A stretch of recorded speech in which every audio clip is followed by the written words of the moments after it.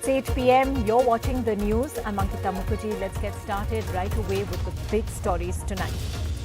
Russian strikes hit the Ukraine capital of Kyiv as well as the outskirts of Lviv, where many have fled in recent weeks from other besieged towns and cities. 130 people have been rescued from the rubble of the bombed Mariupol theatre. US President Biden speaks to China's Xi as India says don't politicize our energy transactions amid reports of it getting Russian oil. Amid the global COVID surge, the centre's letter to states, don't let your guard down, track, test, treat, vaccinate.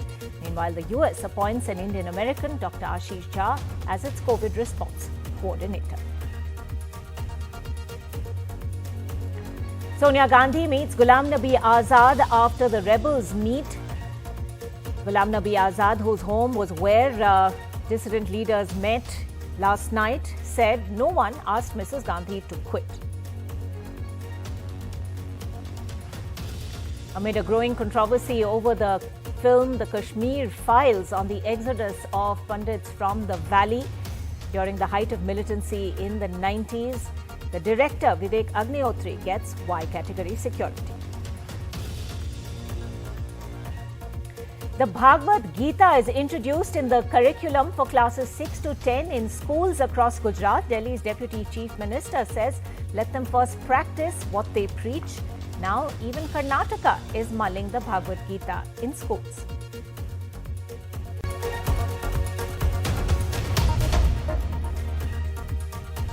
Our top story tonight, it's day 23 of the Russia-Ukraine war and a day when Russian missiles struck Lviv, 70 kilometers from the Polish border, a city that has been hitherto unscathed. Russia destroying an aircraft repair plant in Lviv. 130 people were rescued from the rubble of the bombed Mariupol theatre, which was being used as a bunker. Ukraine is now claiming that over 14,000 Russian troops have been killed since the start of the war. Meanwhile, Russia's President Putin has accused Ukraine of delaying talks. This as US President Biden holds talks with China's Xi Jinping. Ukraine is expected to feature prominently. At western Ukraine's Lviv, Russian missiles attack an aircraft repair facility very close to the Lviv airport. Even as attacks and clouds of smoke continue to cover the skyline, in Kyiv, near homes, a school and a kindergarten, and a market at Kharkiv. At Mariupol, hundreds of civilians left in shock after this theatre used as a bunker was attacked. 3 weeks since Russia began its invasion on Ukraine, the World Health Organization says there have been 43 attacks on healthcare facilities. Amid a relentless fight back by Ukraine, country's officials have claimed around 320,000 Ukrainians have returned to help serve amid the war. President Zelensky thanking US for the military aid, even as 6 countries, including UK, US, France, accuse Russia of war crimes, challenging Russia before a United Nations Security Council meet. This as calls grow louder from several European politicians seeking for Ukraine President Zelensky to be nominated for Nobel Prize in 2022. Також я вдячний президенту США Байдену за нову і дієву підтримку для нашої держави. Зрозумійте, я не можу розкрити вам всіх деталей і цього пакету підтримки і інших, бо це наша тактика, наша оборона, коли супротивник не знає, чого чекати від нас. US President Joe Biden's call to Chinese President Xi Jinping at a crucial time, an attempt to mount pressure on Russia. This is an opportunity for President Biden to assess where President Xi stands. There's been, of course, rhetorical support or the absence of clear rhetoric and denunciation or the absence of denunciation by China of what Russia is doing. Amid Russia's allegations against US of operating biological laboratories across the world, including Ukraine. Those laboratories have been created by the United States all over the world, more than 300 laboratories in various countries, many of them on the perimeter of the Russian Federation and the former Soviet republics, including Ukraine. Weeks after India abstained from voting against Russia at various United Nations platforms, bipartisan letters from 7 members of US Congress to Ambassador of India urged India to condemn Russia as an aggressor instead of blaming both sides. Sneha Koshi for NDTV. With oil prices surging after the Russia-Ukraine war and amid reports that Russia is offering discounted oil to India, government sources have said India is highly dependent on imports for meeting its energy requirements. Geopolitical developments have posed significant challenges to our energy security, and the jump in oil prices after the conflict has now added to our challenges. India has to keep focusing on competitive energy sources. Countries with oil self-sufficiency or those importing themselves from Russia cannot credibly advocate restrictive trading. India's legitimate energy transactions should not be politicized.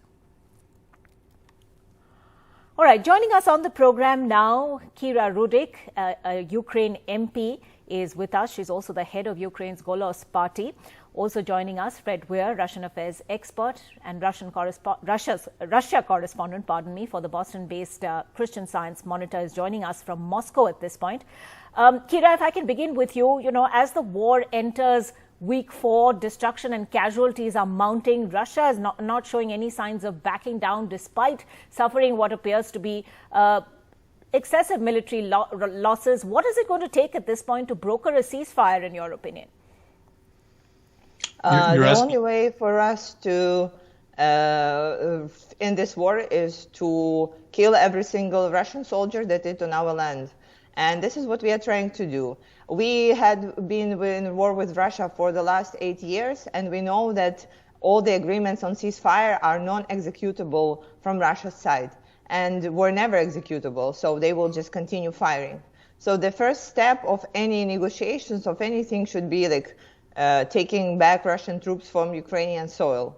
The rest will be negotiable. As of right now, we don't see any that's other. a fairly hardline stand, Kira Rudik, but do you speak for the Ukrainian government when you say this? Because Russia's President Putin is now accusing Ukraine of stalling all attempts at talks. So Russia attacked Ukraine and now is accusing us of something? I think they need to mind their business. And I'm speaking on behalf of people of Ukraine as a member of Ukrainian parliament and a leader of Ukrainian party. So Russia started this war, invaded Ukraine, got its troops onto our land, and right now their first step of bringing the ceasefire or whatever is to take those troops back. Right. Fred, you've heard what the Ukrainian MP on the show said, but at this point, US President Biden also speaking to China's Xi Jinping. That particular phone call or video call has a lot of importance attached to it at a time when the US is clearly talking about, or at least speculating about, whether China means to send financial and military assistance to Russia. Your thoughts at this point? Is there any way of coming back from the brink? I think that the situation is unfixable in any way other than a negotiated settlement. At this point, it is, optimistic that talks are going on every single day.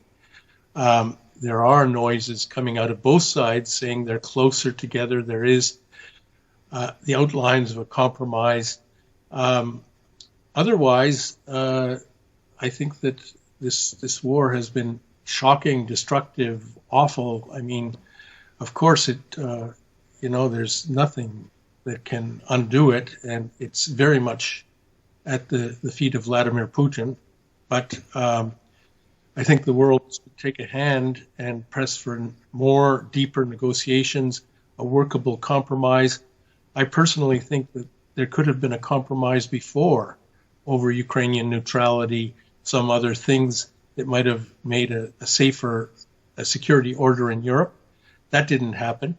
Now we're galloping toward World War III if this continues. A lot of people are dying. I guess your other guest is happy that Russian soldiers are dying, but Ukrainian soldiers are dying in equal numbers. Ukrainian civilians too. They are not equal numbers. Ukrainian civilians too. It's a horror. and it should be stopped. And the only way to stop it is through negotiation. Fred, No, there is no Russia negotiations with Russia, because we have seen how well they are not fulfilling on their promise.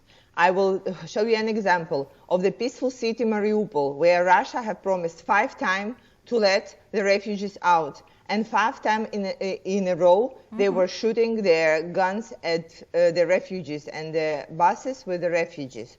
So if they cannot fulfill their promise on this fairly minor thing, and we have seen for 8 years they were not able to fulfill on the ceasefire promise, what is the reason in the negotiation? What is the guarantor? Who is the guarantee and guarantor of Putin keeping his promise?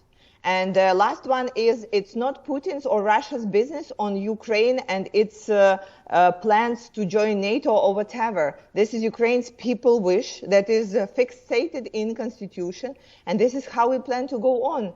It is, again, the failure of the world security system right now, where one country can tell the other country, the independent sovereign country, what they think or not think they want to do. And if the world security think that it is normal, it is acceptable for one country to threaten another country and saying, okay, you don't join NATO, otherwise we will invade, well, this is like not the world where right. it will fly. But Kira Rudik, do you see absolutely no chance at all then for any kind of ceasefire? And where does that leave common Ukrainians What are you talking about? What do you mean ceasefire? There is a country who invaded our country, and now you're saying, oh, there needs to be ceasefire. Right, Russia needs to take its troops back. What other ceasefire are you expecting? That we will stop firing? No, we will be killing Russian soldiers on our soil till I suppose the the question then, Kira Rudik, is whether Ukraine is willing to make any compromises and what those compromises are to take Russian troops out of your country. But having said that, I want to bring Fred Weir back. We do not believe that Russian troops will be out of our country. Name one country where Russia would send their troops and then take it back. Name it. And I will tell you other countries where Russia sent their troops and never took it back. But Kira Rudik, Russia is suffering big military losses as well. It's Belarus, it's Kazakhstan. You know, I'm sure at some point at the beginning of this invasion, it didn't expect the kind of Ukrainian defense that we've seen over the last 23 days. But Fred Weir, your thoughts? Can Russia sustain this war without China's help? As we've said, it suffered major losses already without making significant advances militarily. First of all, can I answer that question? Not sustain, yes. That was okay. Kira, we'll come back to you. That okay. Actually, in 1991, the Soviet Union dissolved its military pact and pulled out of a dozen European countries. Russia tried to join the West. I mean, there is a long history here where Russia really tried various ways to integrate with the world. There are lots of examples where Russia made deals with countries, with Finland, with Austria during the Cold War. Even Stalin kept the deal with Finland. It's not impossible to make such deals, and it is the only way. Right. I'm not trying to detract from the outrage that is being expressed there. I feel just horror and shock at this situation myself. But fighting to the last Ukrainian and the last Russian is probably not going to be the solution. And if it is, it's going to be a hellish one. There are talks going on. I really believe that they can succeed and that they will. As for China, I don't know. This is geopolitics on a grand scale. The Chinese are making some calculations about their own survival in the long run because they know perfectly well, I think, that the sanctions weapons, the seizing of central bank assets and things that are being done against Russia today could easily be done against China tomorrow. Right.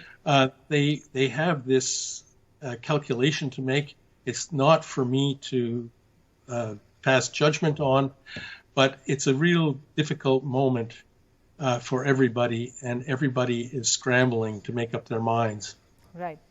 We leave it at that. Thank you very much indeed, Kira Rudik and Fred Weir, for joining us on the program tonight.